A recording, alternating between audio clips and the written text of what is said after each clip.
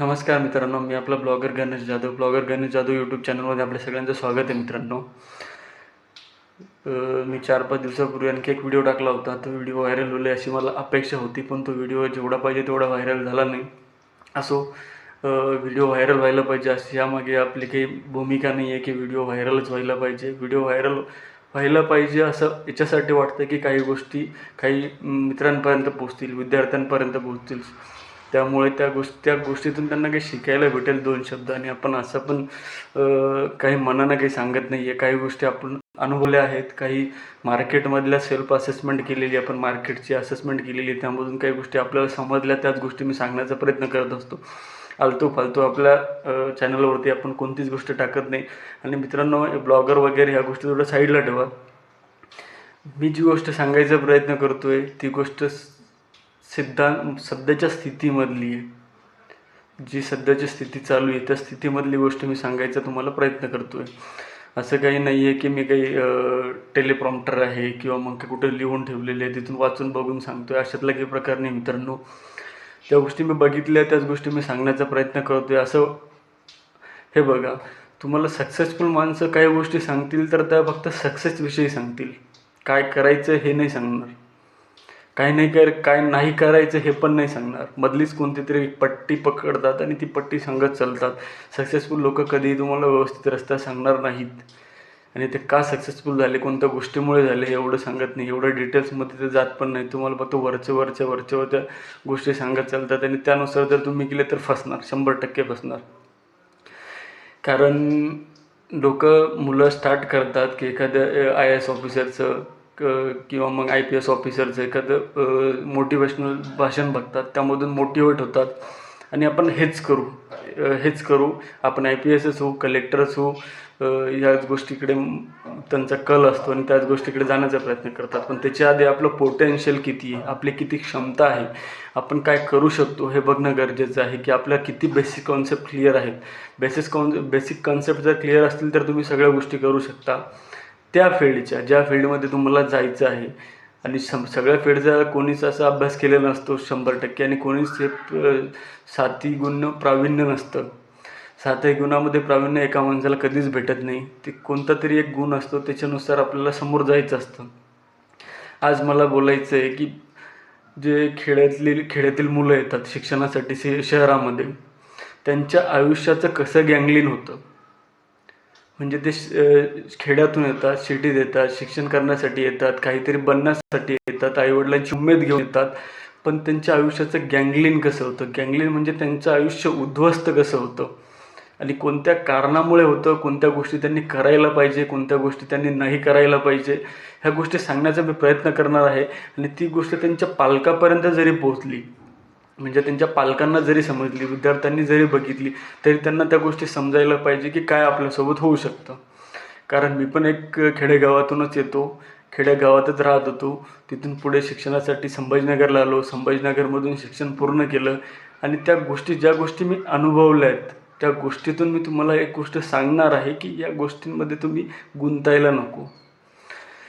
आता मित्रांनो बघा, मुलगा खेडेगावामध्ये असतो, तिथून तो शिक्षण घेत असतो. 7वी 8वीपर्यंत, 10वीपर्यंत त्यांच्या गावामध्ये शिक्षण घेतो. 7वी 8वीपर्यंत तो त्याचा 1 नंबर 2 नंबर येत असतो. आईवडिलांना माहीत असतं की आपला मुलगा हुशार आहे, पुढे काहीतरी करणार आहे. आणि तो खरंच हुशार असतो, असं काही नसतं की तो हुशार नसतो. तो हुशार पण असतो. 7वीला पण 1 नंबर येतो, 10वीला पण 1 नंबर येतो. मग तो गावातून बाहेर जातो. घरच्यांना कोणीतरी सांगतं की बाबा हा तुमचा मुलगा खूप हुशार आहे, आता त्याला क्लासेससाठी संभाजीनगरला पाठवा, पुण्याला पाठवा, मुंबईला पाठवा, असं सांगण्यात येतं. मग तो तिथून शिक्षणासाठी बाहेरगावी जातो. आता शिक्षणासाठी बाहेरगावी गेल्यानंतर त्याला पहिले तर प्रेशर येतं. प्रेशर असं येतं की तो ज्या गावामध्ये 1 नंबर असतो, मार्केटमध्ये आल्यानंतर कॉम्पिटिशन वाढतं. कारण की 100 गावातले एक नंबर आलेले मुलं असतात, त्यामध्ये 1 नंबर येणं पॉसिबल नसतं.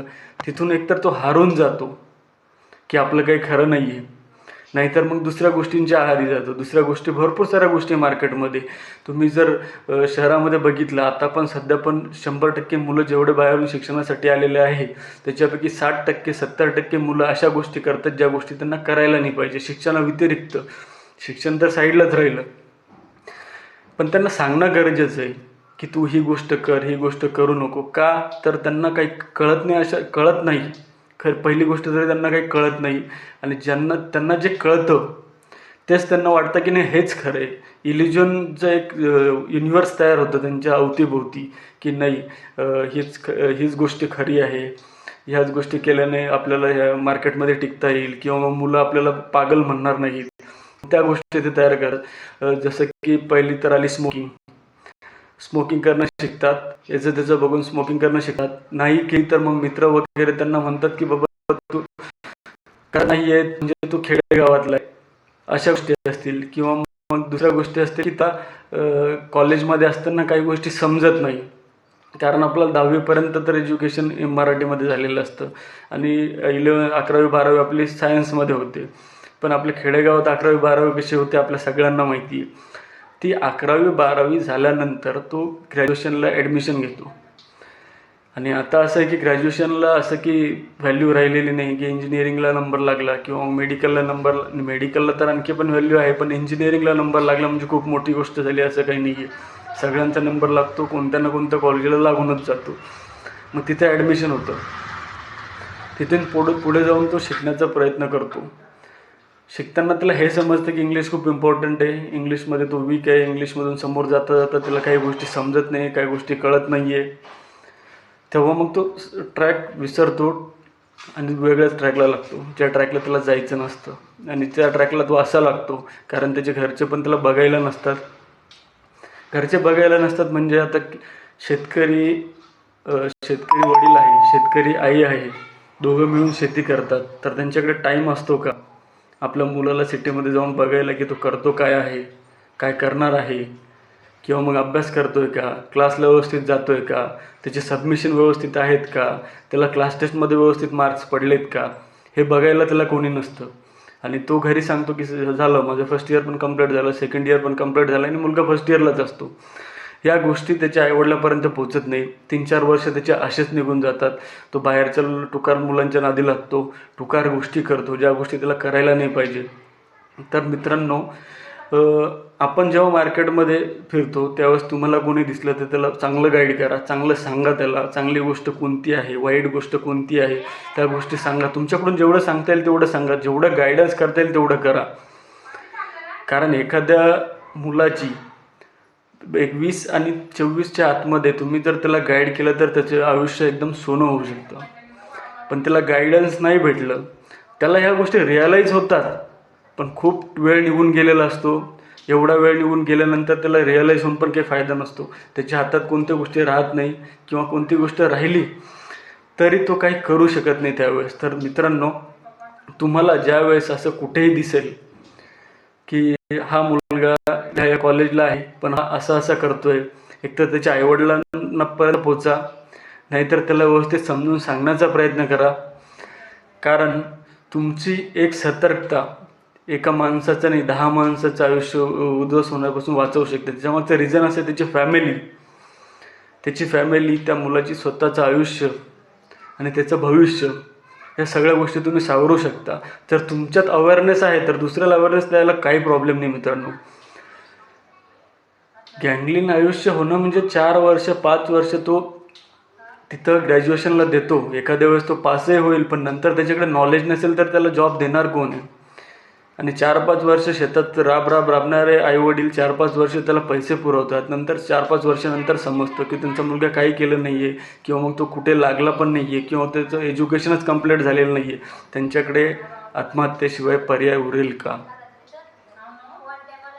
मित्रांनो, वेळीच सावध होणं गरजेचं आहे. मार्केटमध्ये खूप अशा केसेस आहेत, मी स्वतःच्या डोळ्याने बघितल्या आहेत, त्यामुळे मी सांगतो आहे. तर मित्रांनो, ह्या गोष्टीकडे थोडं चांगल्या नजरेनं बघणं गरजेचं आहे, चांगलं लोकांना सांगणं गरजेचं आहे. जर तुमच्या अवतीभोवती असं कुठे होत असेल तर त्यांना अवेअर करा या गोष्टींपासून की तुझं आयुष्य बर्बाद होऊ शकतं. ह्या गोष्टी असं नाही की कोणी सांगत नाही आहे, त्या मुलांना पण बाहेरचं कोणी ना कोणी सांगत असतं. कारण काही शिक्षक लोक पण कॉलेजमध्ये सांगतातच, व्यवस्थित राहा, व्यवस्थित करा, पण ते ऐकत नाही. त्यांना विश्वासात घेऊन सांगावं लागतं. मुलाला त्याच्या भाषेत, त्याच्या ट्रॅकवरती जाऊन समजावं लागतं की मित्रा, हे असं नाही, असं आहे. जनरेशन गॅप येईल, कारण की आताच्या मुलांमध्ये आणि माझ्यासोबतच्या मुलांमध्ये किंवा तुमच्यासोबतच्या मुलांमध्ये जनरेशन गॅप असेल, पण तुम्ही त्याच्या ट्रॅकवरती जाऊन त्याला समजावून सांगितलं तर त्याला सगळ्या गोष्टी समजतील की काय करायला पाहिजे आणि काय नाही करायला पाहिजे. आता मी ही गोष्ट खेडेगावातल्या मुलांविषयी का बोलतोय की कारण मार्केटमध्ये सध्या जास्त पर्सेंटेज खेडेगावातल्या मुलांचं आहे जे की रॉंग ट्रॅकवरती जात आहे. असं नाही की ग्रॅज्युएशनच, काही मुलं पोलीस भरतीसाठी येतात, पोलीस भरती साईडलाच असते, यांची दुसरीच भरती चालू असते. आणि नंतर काय होतं, 3-4 वर्ष निघून जातात, यांचे वय निघून जातं, हे पोलीस भरती करता करता यांचं वय निघून जातं. मग ते गावाकडे जातात, शेती करतात, मग लग्न नाही होत, मुलगी नाही भेटत, शेती पण व्यवस्थित करता येत नाही, कारण की फ्रस्ट्रेशन असतं, 3-4 वर्ष वाया गेलेली असतात. अशा गोष्टी होऊ नये याच्यासाठी फक्त एकच गोष्ट आहे मित्रांनो, गार्डियन, पॅरेंट्स आणि तुमच्या माझ्यासारखे शिकलेले व्यक्ती, आपल्या अवतीभोवती जर अशा गोष्टी होत असेल मित्रांनो, तर बिनधास्त सांगा, त्याच्या आईवडिलापर्यंत पोचा, त्याला शिव्या घाला, जे होईल ते होईल, पण आपल्याकडून समाजाला जेवढं सुधारवण्याचा प्रयत्न करता येईल तेवढा सुधारवण्याचा प्रयत्न करा मित्रांनो. आजचा ब्लॉग एवढाच शॉर्ट ठेवतो, कारण त्याच्यामागे रिझन असं आहे की आपण पण एका जॉबच्या बंधनात अडकलेलो आहे, त्यामुळे आपण पण जास्त मोठा व्हिडिओ बनवू शकत नाही. तुम्ही बघत असाल की घाम पण येतो आहे, त्याच्यामागचं रिझन असं आहे की आपल्याकडे माईक नाही आहे. माईक नसल्या कारणाने आपण फॅन बंद ठेवला आहे, का तर आवाज येत नाही. तर मित्रांनो, तुमच्याकडे आणखी काही विषय असतील किंवा मग काही सजेशन असतील ते मला कमेंट बॉक्समध्ये नक्की सांगा. जय हिंद, जय महाराष्ट्र.